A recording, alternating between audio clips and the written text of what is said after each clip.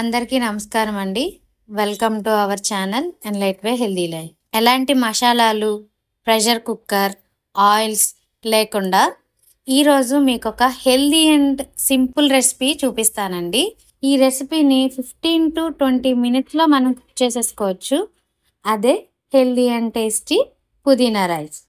Stove on చేసి pan పెట్టుకొని అందులో కొద్దిగా నెయ్యి వేసుకొని అందులోనే పోపు దినుసులు, జీడిపప్పు, కొన్ని పల్లీలు వేసి వేయించుకోవాలి.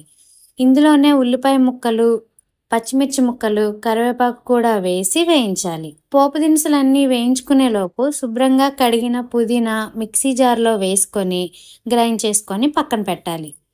ఇందులోనే టమాటా ముక్కలు వేసి అవి కొంచెం మగ్గాక కొద్దిగా పసుపు, రుచికి సరిపడా ఉప్పు వేసి గ్రైండ్ చేసుకున్న పుదీనా పేస్ట్ని కూడా వేసి పచ్చివాసన పోయే వరకు వేయించాలి. ఇందులోనే ఒక నిమ్మకాయ తీసుకొని స్క్వీజ్ చేసుకోవాలి.